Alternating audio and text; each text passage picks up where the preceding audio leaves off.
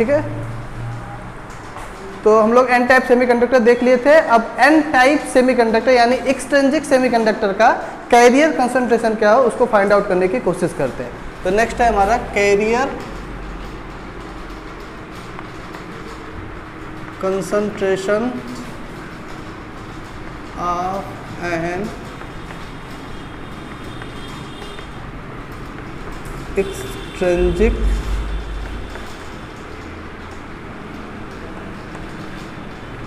Semiconductor. ये भी most important topic है, ध्यान देना। इंट्रिंसिक और एक्सट्रिंसिक दोनों इंपॉर्टेंट टॉपिक है, दोनों एग्जाम में पूछे जाते हैं।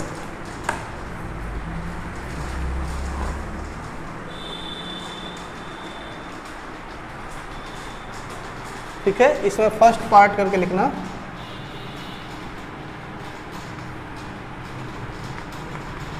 कंसंट्रेशन ऑफ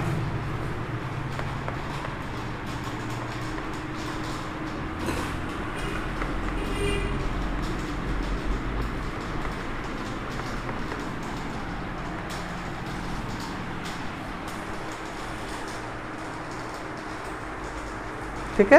तो दो पार्ट के लिए पढ़ेंगे, पहला एन टाइप के लिए पढ़ ले, उसके बाद फिर पी टाइप पढ़ेंगे, पी टाइप के लिए कंसंट्रेशन। ये थोड़ा सा लिटिल बिट थोड़ा सा डिफरेंट है हमारे जो पहले का कंसंट्रेशन निकाले थे।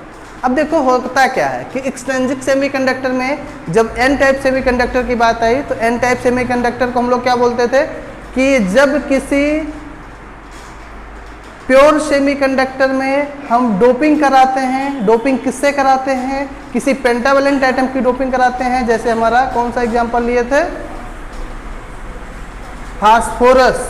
फास्फोरस के एटॉमिक नंबर कितना होता था, 15 होता था ना। और 15 का जब हम इलेक्ट्रॉनिक कॉन्फ़िगरेशन लिखते थे तो उसके आउटर मोस्ट ऑर्बिट में हमको कितने इलेक्ट्रॉन मिलते थे, 5 इलेक्ट्रॉन मिलते थे, इसलिए बोलते थे कि ये 5th ग्रुप का एलिमेंट है। तो वो वहाँ से रिप्रेजेंट कर, तो हम लोग क्या करते हैं कि अपने प्योर सिलिकॉन जो क्रिस्टल था यानी प्योर इंट्रिंसिक सेमीकंडक्टर जो था, जो प्योर फॉर्म में था, उसमें हम लोग क्या करते हैं पेंटावेलेंट एटम की डोपिंग करा दिए, यानी फास्फोरस की डोपिंग करा दिए, यानी एक सिलिकॉन एटम उसका निकाल के उसकी जगह पे क्या कर दिए, फास्फोरस ऐड कर दिए।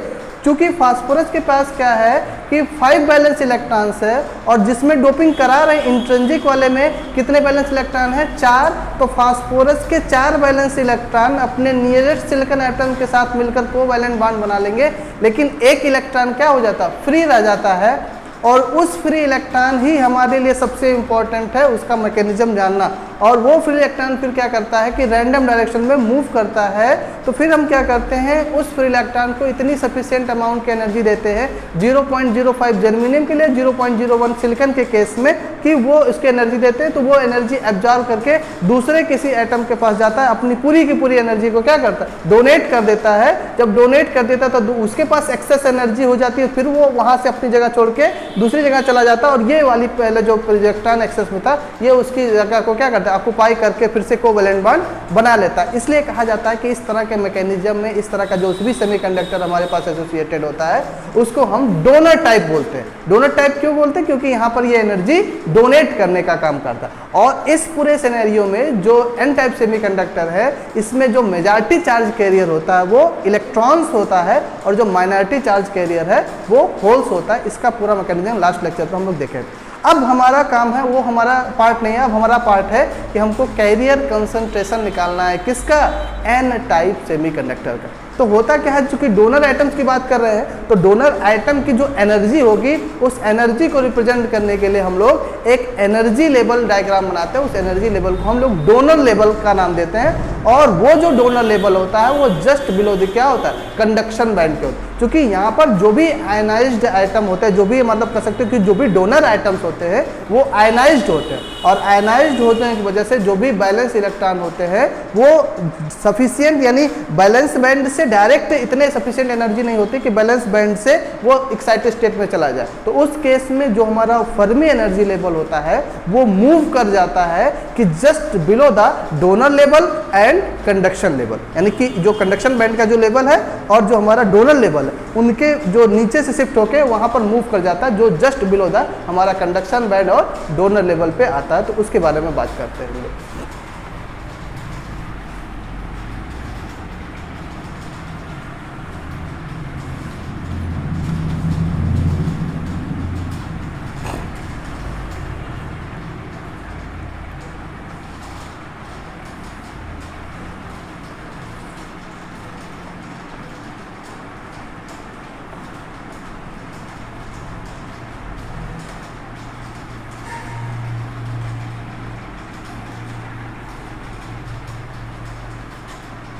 यानी कि जस्ट बिलो द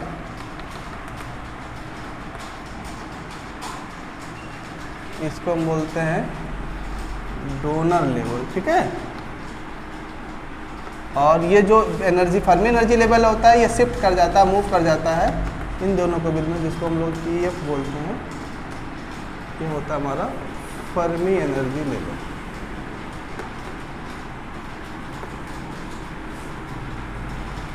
जी और ये इसी बोलते हैं एनर्जी तो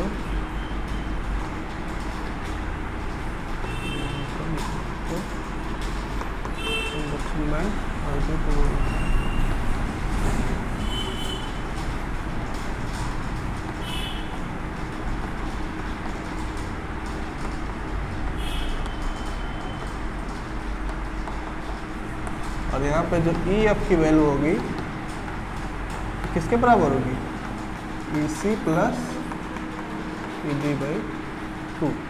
और ये जो गैप होगा इस गैप को हम लोग क्या बोलते हैं, EG, या इसी को डेल्टा E का भी नाम देते हैं, ठीक है। डेल्टा E का मतलब दो एनर्जी लेवल्स के बीच का डिफरेंस। तो ये हमारा क्या होता है, forbidden energy gap, forbidden energy है, या इसको हम लोग यहाँ पे EG या इसी को हम लोग डेल्टा E दोनों कह सकते हो, किसके बराबर हो जाती है, EC माइनस ED। अंडरस्टूड है ना, पिछले से की तरह। इसको फिगर पहले रुक जाओ, पहले फिगर समझ लो फिर बनाना इसको।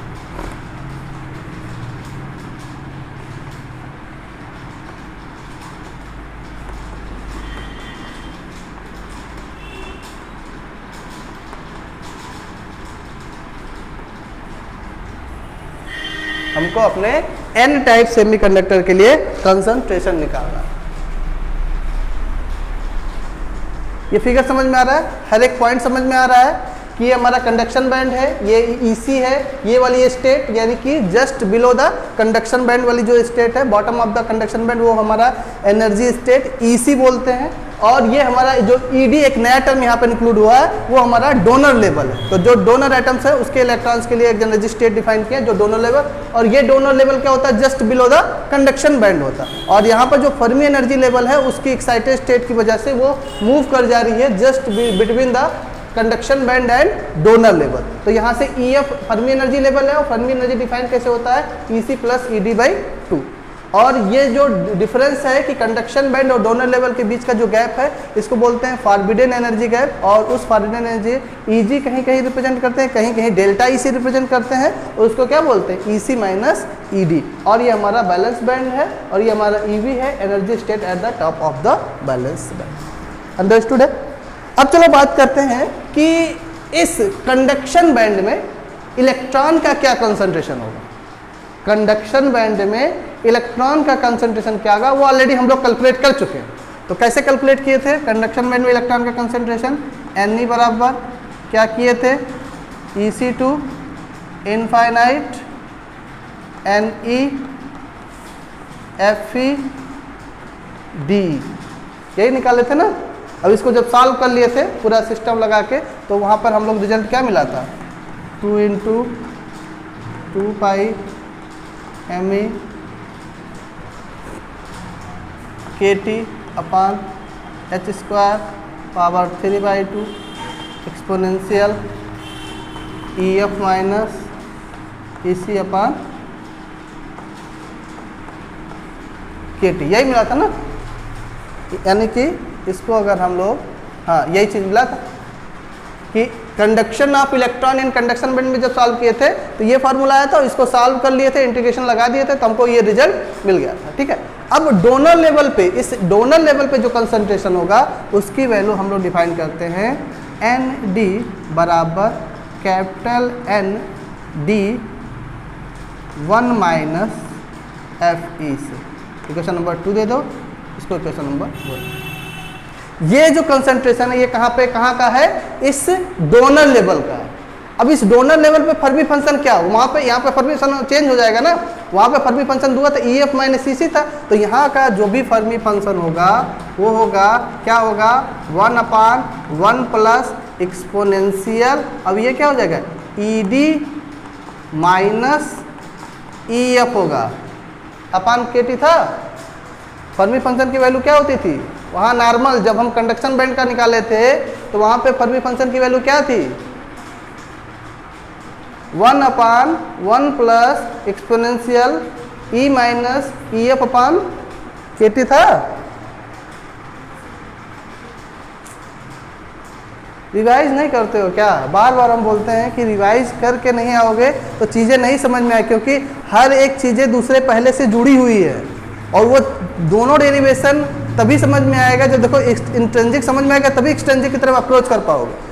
अब वहाँ पे जब हम बात किए थे फर्मी फंक्शन, उसका सिनेरियो समझ में आएगा कैसे लिखा गया तभी तो ये लिख पाओगे। वहाँ पे फर्मी फंक्शन की वैल्यू क्या लिखे थे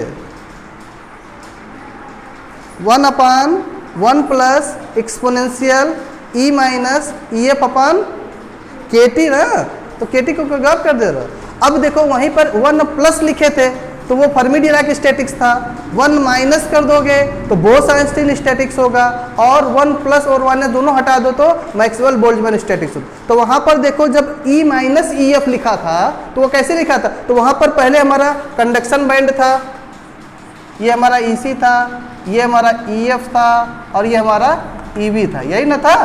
तब वहाँ पर जो फर्मी फंक्शन था तो E माइनस EF था। अब यहाँ पर जो फर्मी फंक्शन होगा वो ED माइनस EF अपान KT होगा। ध्यान देना थोड़ा सा चेंज हो जाएगा, तब यहाँ पर Fermi function ED minus EF अपान KT हो जाएगा, ये फर्मी फंक्शन की वैल्यू होगी। अब यहाँ पर अगर निकालो तो इसको क्या लिख सकते हो ND, ये क्या हो जाएगा 1 माइनस FE की जगह पे क्या हो जाएगा 1 plus exponential ED minus EF अपान KT। इसको और थोड़ा सिंप्लीफाई करो तो इसको क्या लिख सकते हो ND, ये क्या हो जाएगा 1 माइनस 1 अपान, अच्छा 1 अपान इसको हटा दें तो इस पूरे को ऊपर लेके चले जाओ तो इसको इस तरह से लिख सकते हो 1 plus exponential E minus EF अपान KT पावर माइनस हो, इस तरह से लिख सकते हो, कोई दिक्कत? अब इसको बाइनोमियल फंक्शन रखा तो 1 प्लस किस तरह लिखा है 1 प्लस एक्स के पावर माइनस 1, बाइनोमियल है ना, तो बाइनोमियल भी डिस्ट्रीब्यूशन कर दे तो क्या हो जाएगा 1 minus NX plus dot dot dot, तो हर एडर तो जो भी पावर है उसको क्या कर देते हैं निगलेक्ट कर दे रहे हैं, तो बस सिंगल पावर लेके चलेंगे तो इसको क्या लिख सकते हो बराबर ND, ये क्या हो जाएगा 1 और माइनस, ठीक है ये तक यहाँ तक तो ऐसे ही है। अब इसको करोगे तो 1 माइनस NX हो जाएगा ना, तो 1 माइनस और फिर एक्सपोनेंशियल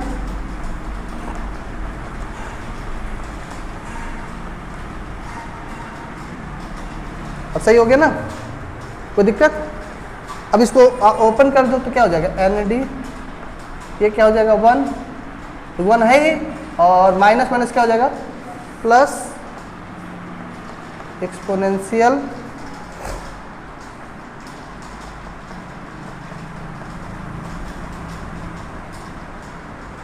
नहीं, यहाँ से ये सॉरी देखो गलत हो गया, ये 1 तो रहेगा ही 1 और फिर माइनस, सॉरी ये तो मल्टीप्लाई नहीं हो रहा ना, ये ऐसे लिखा जाएगा 1 फिर माइनस 1 तब प्लस रहेगा, क्योंकि मल्टीप्लिकेशन में नहीं है ना, माइनस एक्सपोनेंशियल माइनस EF अपान KT। अब होगा ये माइनस माइनस कैंसिल आउट, बचेगा क्या ND एक्सपोनेंशियल E माइनस, ये किसकी वैल्यू है नंबर, ठीक है। डेरिवेशन थोड़ा सा लंबा है, उससे भी लंबा है, फर्स्ट वाले से भी लंबा है। तो हम लोगों ने क्या किया, दो चीज़ें निकल के आ गई, एक तो निकल के आ गया कि यहाँ पर इलेक्ट्रॉन का कंसंट्रेशन कितना है वो निकल के आ गया, और जो डोनर इलेक्ट्रॉन्स है वहाँ पर कंसंट्रेशन कितना है वो निकल के आ गया। अब क्या करोगे कि थर्मल इक्विलिब्रियम के कंडीशन पे जो भी कंसंट्रेशन इलेक्ट्रॉन का कंडक्शन बैंड में होता है वही सेम एज होता है जो इस डोनर लेवल पे कंसंट्रेशन होता है। तो हम लोग क्या करेंगे, दोनों को इक्वेट कर देंगे, यानी Ne बराबर किसके हो जाएगा ND के, Ne बराबर किसके हो जाएगा ND, तो यानी कि ये वाला पूरा इक्वेशन बराबर किसके, इस इक्वेशन के। और दोनों को कोरिलेट करके उसको आगे सॉल्व करने की कोशिश करें। ठीक है, तो अब हो नहीं पाएगा, पर तो थोड़ा थोड़ा लिखते हुए चलते हैं, तब आगे बढ़ेंगे। तो सबसे पहले क्या किए, हेडिंग डाल लियो, ये हेडिंग डाल लियो ना, इसमें लिखो 2 लाइन, लिखते हुए चलेंगे नहीं तो गड़बड़ हो जाएगा। द एनर्जी बैंड डायग्राम, यहाँ तक बताओ पहले समझ में आया कि नहीं, तब आगे बढ़ेंगे। यहाँ तक बताओ, कोई भी चीज़ ऐसे समझ में ना आई तो बताओ। एक एक चीज़ इसलिए कोरिलेट कर दिए हैं कि जिससे चीज़ें समझ में आए। पहला डेरिवेशन समझ में आ रहा है कि तो उसी के बेसिस पर इसको आगे लेके जा रहे हैं। तो the energy band diagram for a n type semiconductor, actual में ये जो पार्ट पढ़ रहे हो ये सबसे टफ पार्ट है और सबसे कठिन है। किसी बुक में खोजोगे इलेक्ट्रॉनिक्स की तो ये मिलने वाला भी नहीं है। नॉर्मली इलेक्ट्रॉनिक्स की बुक में ये मिलता भी नहीं है, लेकिन तुम्हारा क्वेश्चन पेपर जब अपना देखोगे उसमें कई बार पूछा जाता और कई टीचर इस टॉपिक को स्किप करके भी चलते हैं, क्योंकि ये थोड़ा सा हायर एजुकेशन के लेवल की चीज़ें हैं, हमारे लेवल की चीज़ें नहीं हैं। अब लेकिन यहाँ पर अब क्या करोगे, इलेक्ट्रॉनिक्स का सिलेबस ही ऐसा डिज़ाइन कर दिए हैं कि उसमें सॉलिड का पार्ट ले जाके इंक्लूड कर दिए हैं। तो हमारा जो लेवल है, जैसे कोई भी चीज़ पढ़ो और समझो, अपने एक लेवल के हिसाब से चीज़ें हमको समझ में आती है। अगर हाई स्कूल के क्लास में अगर तुम क्वांटम और ये इलेक्ट्रॉनिक्स पढ़ाने लगो तो उस बच्चे के लेवल की चीज़ें नहीं है ना, समझ में नहीं आएगी। तो उससे जो पढ़ाई का बना है वो हर एक लेवल के हिसाब से, जो हमारा जनरल सिलेबस है वहाँ पर इलेक्ट्रॉनिक्स में ये चीज़ इंक्लूड नहीं होना चाहिए। ये सॉलिड स्टेट में जब हम किसी सॉलिड्स के पार्ट्स की एनालिसिस, जब उसके पार्ट में जाते हैं तब उसकी एनालिसिस करते हैं, तो वहाँ पर ये चीज़ें पढ़ाई जाए तो ज़्यादा बेहतर है। लेकिन हमारा सिलेबस थोड़ा सा इंक्लूड कर दिया गया है, मैथमेटिकल फार्मूलेशन कर दिया गया है कि तो इसलिए हमको पढ़ने की ज़रूरत पड़ रही है, तो पढ़ेगा। एक्चुअल में देखोगे तो जो इलेक्ट्रॉनिक्स पढ़ोगे, सेमीकंडक्टर, सेमीकंडक्टर से डायोड, डायोड से ट्रांजिस्टर, ट्रांजिस्टर से एप्लीकेशन, तो उन सब में इसका कहीं रोल नहीं रहेगा। ये एकदम अलग पार्ट है, लेकिन हमको पढ़ना है क्योंकि यहाँ से हमको डायरेक्ट यही 3 डेरिवेशन अगर पढ़ लिए तो डायरेक्ट 10 नंबर का क्वेश्चन तुमको मिलना तय है। तो 10 नंबर के लिए हम इसको पढ़ रहे हैं कि यहीं से हमको 10 नंबर मिल जाएगा, और ऐसा बता दे रहे हैं कि बहुत आसानी से कर भी लोगे और समझ भी जाओगे और 10 नंबर तुम्हारा तैयार भी हो जाएगा। तो क्या लिखे, the energy band diagram for n type semiconductor is shown in the below figure. पहले बना लियो कि नीचे बनाओगे, shown in the below figure, full stop, below figure 1 लिख दो, below figure 1 full stop. Here ED ऐसे लिखना, here ED represents the energy level corresponding to the donor impurities,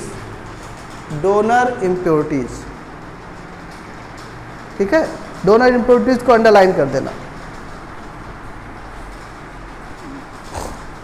ठीक है।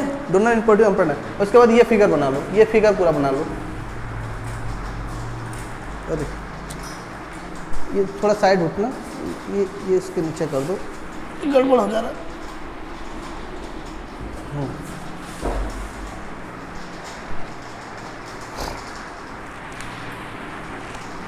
ये फिगर बना लो।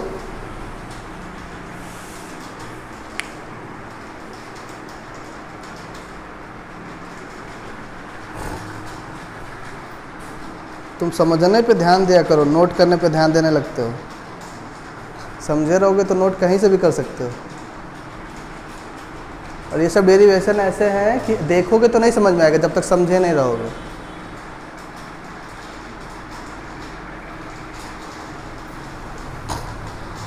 तुम यहाँ जहाँ बिलो लिखे हो ना उसको एबव कर दो, हाँ ठीक।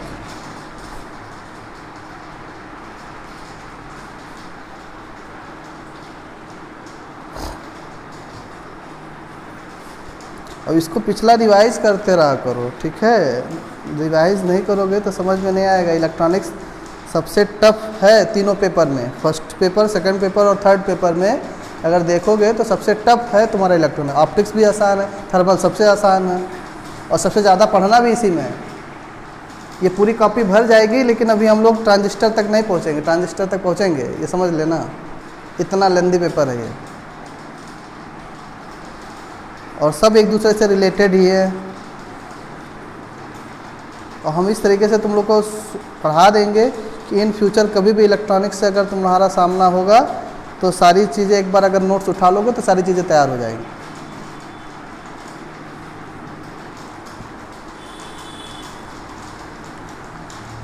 और इसको घर पे जाके एक बार सब लोग रिवाइज करते रहा करो, और रिवाइज करते समय कुछ डाउट सबके मन में आएगा। हो सकता पढ़ोगे तो कोई एक लाइन नहीं समझ में आएगी, दूसरी लाइन नहीं समझ में आएगी, तीसरी लाइन समझ में नहीं आएगी, तो जो भी नहीं समझ में आएगी उसको आके यहाँ पर पूछ लिया करो।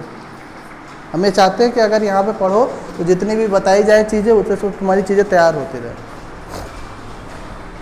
हो गया? फिगर बन गया?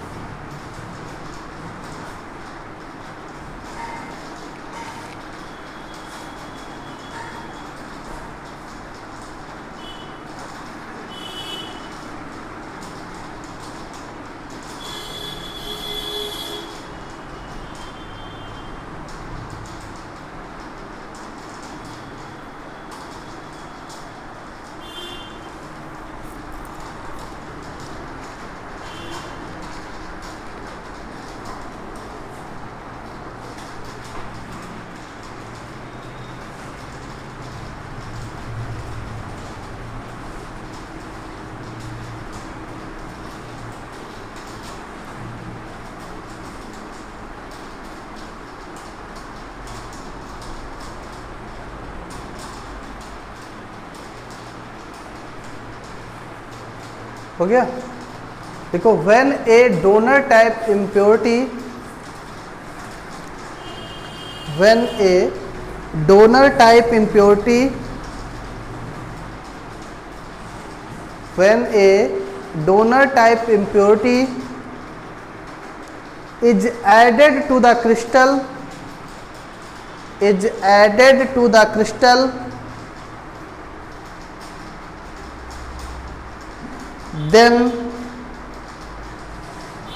if we assume that, then if we assume that all the donor atoms are ionized,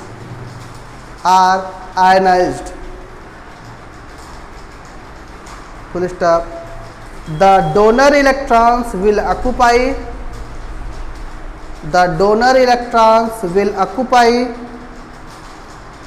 the states near the bottom of the conduction band,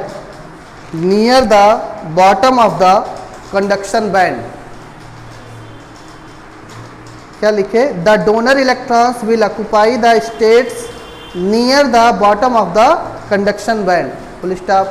Hence it will be more difficult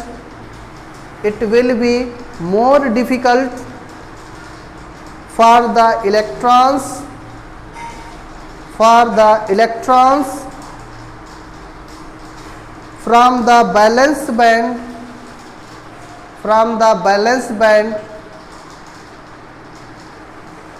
to cross the energy gap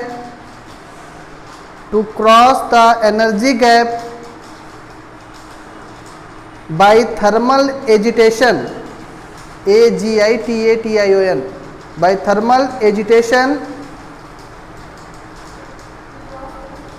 क्या? Cross the energy gap by thermal agitation, full stop. Consequently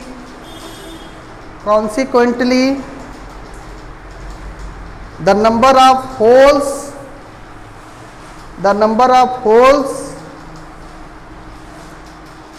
of the valence band decreases, the number of poles of the valence band decreases,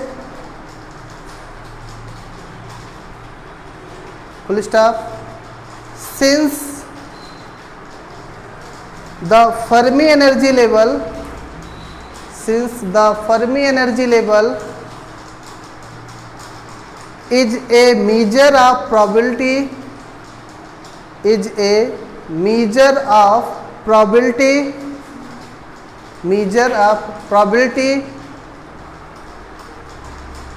of occupancy, of occupancy, OCCUPANCY, of occupancy of the allowed energy states, of the allowed energy states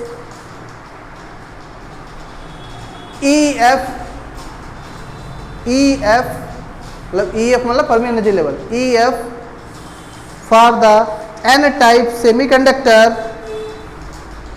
for the n type semiconductor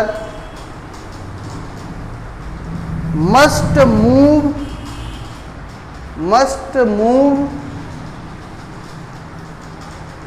closer to the conduction band, must move closer to the conduction band, must move closer to the conduction band, full stop. Next line से फिर लिखना, full stop, next line से, so the number of electrons per unit volume, per unit volume at temperature capital T, at temperature capital T in conduction band, in conduction band, in conduction band will be dash कर दो, तो क्या होगा, तो ये will भी हम लोग निकाले हैं, तो डायरेक्ट लिखेंगे एन ई बराबर EC to infinite n e f e into d, इसको क्वेश्चन नंबर 1 मान लो, यहीं तक लिखना है इसको, क्वेश्चन नंबर 1।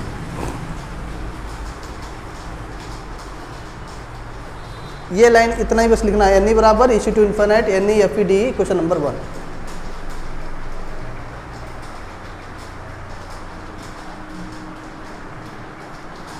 अब इसको लिखा नहीं रहे, लेकिन लिखाएंगे तो वही पूरा पहला डेरिवेशन फिर से हो जाएगा, इसको लिख दे रहे, डायरेक्ट लिख रहे हैं, ठीक है। After solving the above expression, after solving the above expression, after solving the above expression, comma we have, comma we have, क्या हो जाएगा, फिर यहाँ से लिखना एन ई बराबर 2 into 2 pi M E K T अपन एक्सपोनेंशियल ई एफ माइनस सी से question number देगा।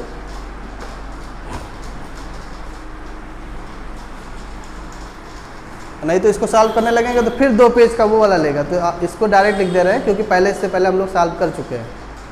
और कोई भी जब एक्सटेंजिक का पूछेगा ना तो ऑलरेडी वो कंसीडर कर लेगा कि तुमको इंट्रिंसिक का आ रहा है, तभी एक्सटेंजिक का कर पाओगे, ठीक है, तो वो डायरेक्ट लिख सकते हो। अब ये चीज़ डायरेक्ट यहाँ लिख सकते हो, तो ये चीज़ डायरेक्ट इंट्रिंसिक वाले केस में मत करना है क्योंकि वहाँ पर तुमको सॉल्व करके दिखाना पड़ेगा, ठीक है। इक्वेशन नंबर 2 हो गया। उसके बाद लिखो, since electron go from donor level, since electron go from donor level to conduction band, donor level to conduction band, therefore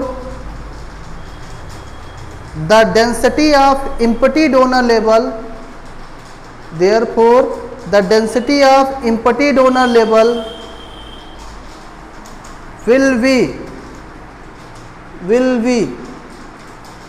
ठीक है, तो क्या होगा, एन डी बराबर N D 1 minus F E. Question दे दो, क्वेश्चन नंबर 3, बस यही लिखना।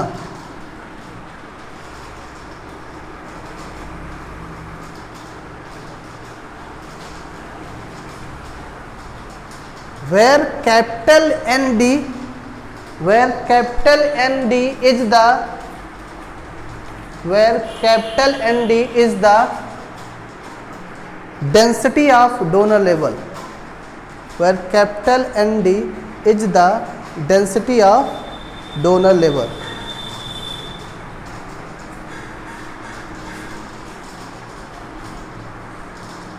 उसके बाद ऐसे लिखना, here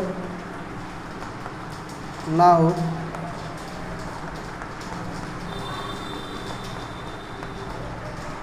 one minus F E बराबर, ऐसे लिखो, 1 माइनस एफ ई बराबर, ये यहाँ से एन डी हटा दो, ठीक है।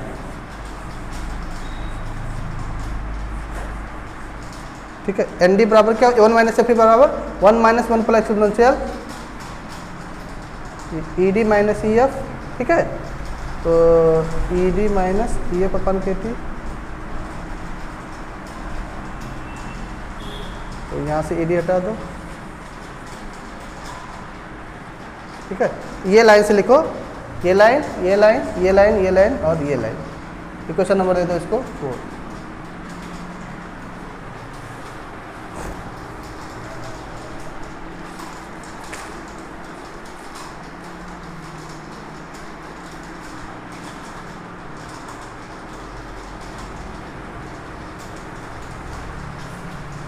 या ये वैल्यूज किसकी है, 1 माइनस एफ ई की है ना।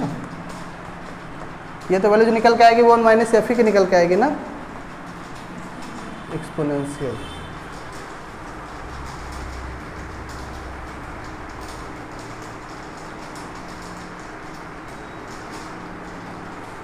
और नाउ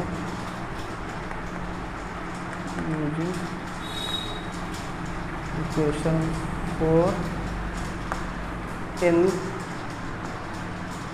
इक्वेशन 3 कामा वी है।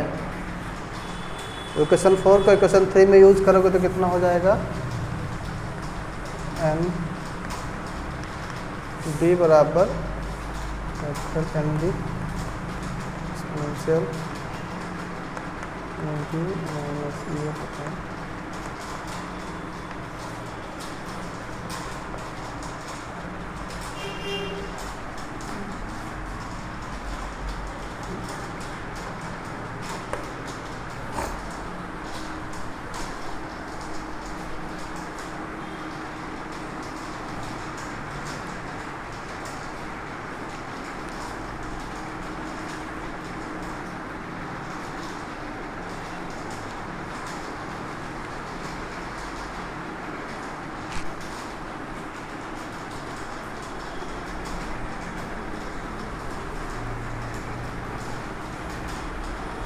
यहाँ तक लिख ले, ये लाइन लिखना ना, ये लाइन लिखने के बाद लिखना now using equation 4 in equation 3 comma we है, उसके बाद ये line equation number 5।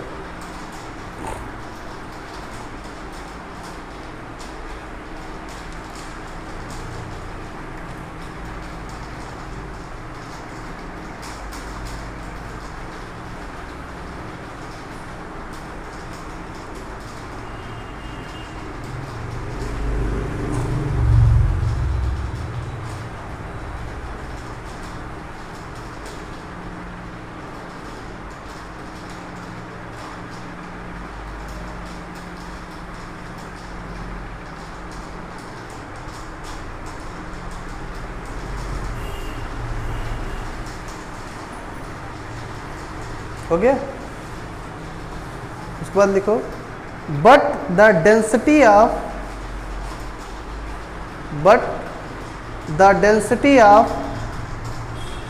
empty donor level should be the same as the density of electron in the conduction band.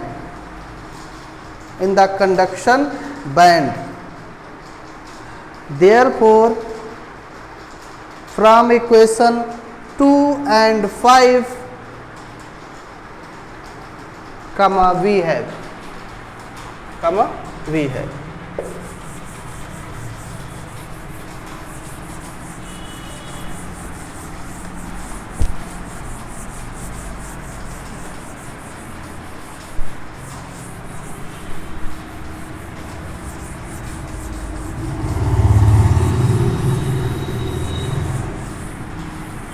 इम्पट्टी donor level का जो कंसंट्रेशन है और जो हमारा इलेक्ट्रॉन का कंसंट्रेशन है वो दोनों क्या हो जाएगा, सेम है।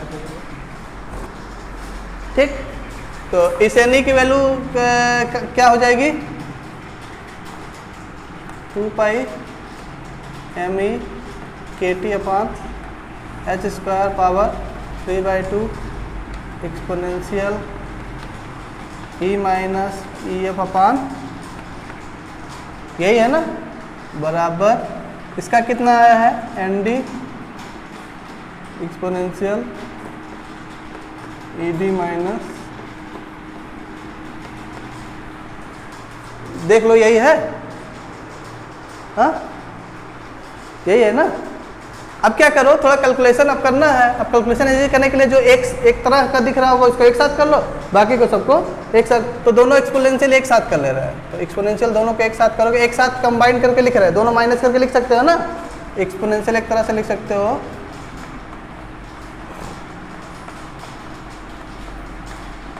माइनस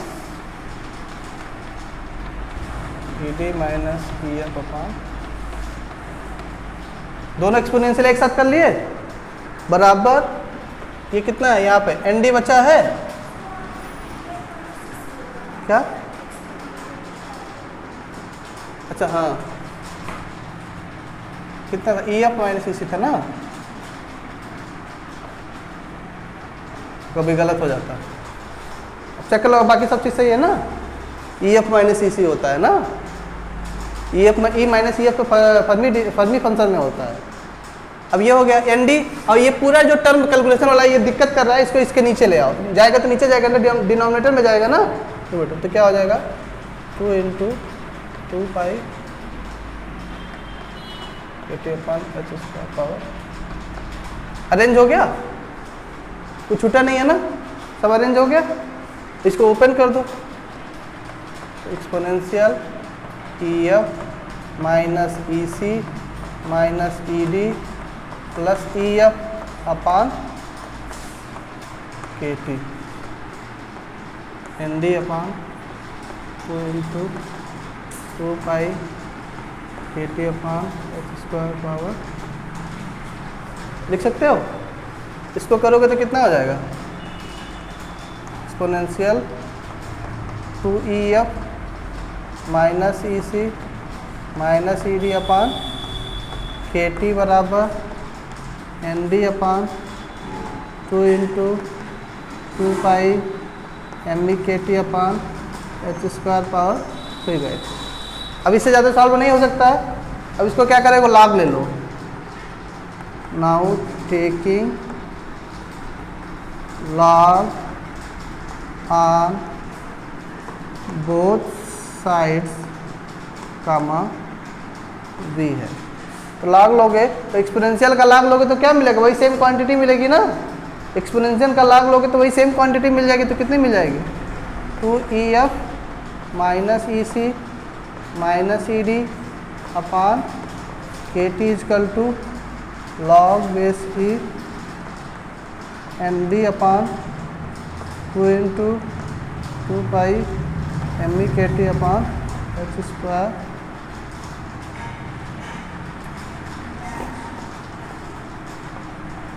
थोड़ा सा कॉम्प्लिकेटेड कैलकुलेशन होने वाला है, इतना आसान होने वाला नहीं है, जैसे जैसे बढ़ते चलेंगे कॉम्प्लिकेशन बढ़ती चली जाएगी। अब यहाँ तक तो कोई दिक्कत, एक एक लाइन बस देखते चलोगे, दिक्कत ना हो, बाकी कोई दिक्कत नहीं होगा, भले थोड़ा लंबा चलेगा लेकिन आसानी से समझ में आ जाएगा। अब देखो क्या करें, के टी को उस साइड में भेज दें, इसको क्या लिख सकते हो 2EF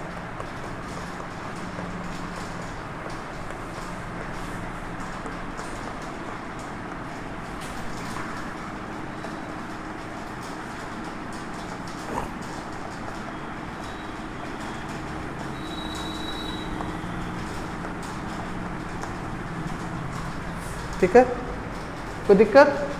अब यहाँ से अगर ई एफ इन दोनों को उस साइड में भेजो तो इम्प्लाई क्या लिख सकते हो? ई एफ बराबर क्या लिख सकते हो? ई एफ बराबर क्या लिख सकते हो? ये उधर जाएगा तो क्या हो जाएगा? ई सी प्लस ई डी, और 2 भी उधर भेज दिए बाई 2 प्लस ये बाई 1 2 बाई 2 भी इधर में जाएगा, कितना जाएगा? K T log base E N D upon 2 into 2 pi M E K T one H square power 3/2। यहाँ तो बताओ किसी को कोई दिक्कत? अब देखो क्या हो सकता है।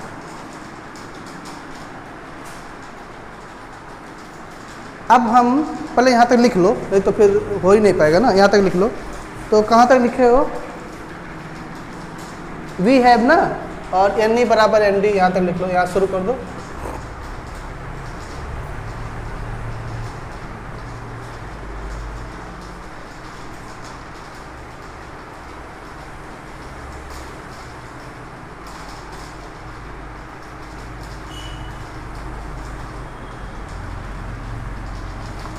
इक्वेशन नंबर 5 तक दिए थे। 6